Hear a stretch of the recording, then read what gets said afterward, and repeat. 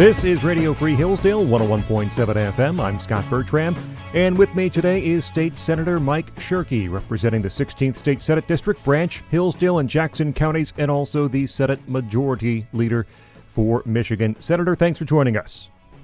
You're welcome, Scott. It's always a pleasure talking to the fine folks at Hillsdale Radio. Oh, we appreciate that and appreciate your willingness to join us, especially during these times when, well, people need to have some information, some confusion, right? At the end of last week, when the governor believes she is able to make this emergency declaration on her own and extend her order, the House and the Senate say they don't believe so. There's a potential lawsuit. What's the top line? What do people need to know? The top line is, I wished it was as easy as people wanted it to be, but it's not. There are two laws governing Michigan's ability, a governor's ability to declare a state of emergency. I think you and I have gone through those before. In both those cases, in both of those laws, every executive order that this particular governor has issued has referenced both of those laws. Mm-hmm. The 1976 law requires the legislature to extend after the first 28 days, and the most important action we took last week in session was that we didn't take action at all, which means that there's no more emergency declaration under the 1976 law. However, later in the day, she declared that it is extended under that same law, also under the 1945 law, but nonetheless, as far as I'm concerned, she skirted or broke the law regarding the 76 law, and so now we're in a pickle. We got a difference of opinion, and the only way that these things are going to be resolved, quite frankly, is going to be through a lawsuit. One of the issues here is that, past laws dealing with emergencies likely envisioned a single incident, a tornado, something very bad happening and impacting for a short amount of time. We are now entering, I don't know how many weeks it is at this point, 7 weeks, 8 weeks into this with no relief in sight, at least on the governor's point of view. How different does it make it that we're dealing with a long-term thing here? To my knowledge, before the COVID-19 epidemic, no other governor had adopted such a tortured read of these emergency declaration laws. And the answer to your question in terms of why haven't we experienced this before is that I believe that almost every previously serving governor had enough character of restraint and the respect of the legislative process to not abuse power and go it alone to such an extreme. Every governor every governor that is until now. And I think our current governor has breached that restraint in dramatic ways. So what are your recommendations? What should the people of Michigan do if there is confusion and uncertainty even among our elected lawmakers about what is proper and appropriate? What should the people do? What should they listen to? Well, it's not unlike the risk assessment we all experience when we get out of bed in the morning. When our feet hit the floor, we're taking risks. When we get in the car, we're taking risks. This is a little bit more complex and a little bit more confusing. But I want to make it clear. I believe there is still a need for a very limited and surgically measured state of emergency. But it needs to be executed via the normal legislative process, which requires a partnership between the legislature and the executive office. By the way, that's exactly what we attempted to do last week when we offered a recommended solution to get together, and of course that email was a private email and it was leaked. I don't think the people in the state of Michigan expect one person to make all decisions with regards to our lives, our families, our culture, and our work for 10 million people. I just don't think that's representative of the representative governance that we expect. And so, though frustrations are very high and growing, let me be clear. I am not recommending people ignore the governor's executive orders. Whatever you do, ensure that all your actions can pass the test of consideration of the safety of others, not yourself, but others. Follow the big three: hygiene, distancing, and wear a mask when you're in public. And be prepared to respectfully engage in an honest conversation if whatever you're doing is being challenged. I wished it were more cut and dry than that, but it's not. We're going to have to resolve this dispute. Meanwhile, we're going to be endeavoring to do our legislative work routinely, and starts with a budget, and then we're going to go into oversight of all we've experienced these last 8 weeks, and we're all, most importantly, going to secure in statute many of the important protections provided for workers during this time, but not doing it in another executive order.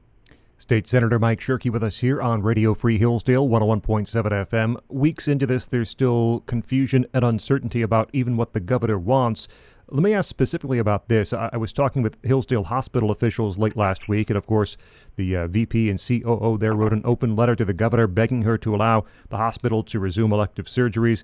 I saw Detroit's mayor also asking the governor to allow Detroit hospitals to allow elective surgeries. But then I also read that Holland Hospital is resuming elective surgeries today, no matter what the governor has said.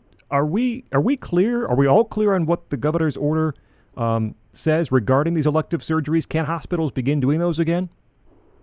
This is exactly the point as to why a legislature in 1976 said the governor shouldn't do it much beyond 28 days without the legislature being involved, because at that point in time, when you're making laws with executive orders, it's not going through the legislative process, and the result is ambiguity, absurdity, lack of clarity, confusion. And that's exactly what we're seeing, not in just the emergency order regarding unnecessary or non-emergent or elective surgeries, but across the board. And that's why it's so important. Listen, I think a governor should have the right to declare a state of emergency unilaterally, immediately, when something happens. But after that occurs, and the 76 law says after 28 days, you got to get the legislature back in, because you got to have the robustness of the process so we're not creating those kinds of confusions for people. And it's just a shame to have to get up in the morning and go to an FAQ page. I sometimes call them Mother May I pages, to find out what you can and can't do today, because you can't be as clear in an executive order as you can when something follows a good, solid, robust legislative process. State Senator Mike Shirkey with us. Senator, you posted this heartbreaking video on your YouTube page telling the story of a constituent that got in touch with you about their father, an 85-year-old farmer who ended up passing away, very healthy, but fell, had a head injury, and then was placed in an assisted living facility where he couldn't see his wife for 35-plus days, was improving, and then took a turn for the worse. And I don't know how deep you want to get into the story, because you were clearly emotionally affected by it, and rightfully so. But this is an incident in which the governor's orders has had a very real effect on this family and the outcome of their father's health, their father's life. Scott, I think as we review in the future what's happened during these last 8 or 10 weeks, I hope it doesn't last much longer than that, we will find many examples of what you just described. It was a heartbreaking story where a guy who was married for 65 years and was recovering well in an appropriate facility, and then the law changed. Stay home, stay safe. And he couldn't see his wife. And he didn't die of COVID, he didn't die of the flu, and in fact, he didn't even die of his closed head injuries. He died of a broken heart. And it just breaks my heart to think about that. And it actually adds a punctuation point to what we just finished. People are confused about these executive orders, and there are nuances in there, ambiguities in them, frankly, absurdities in them, that it's very difficult for anybody to go about their business. Now, just talk about the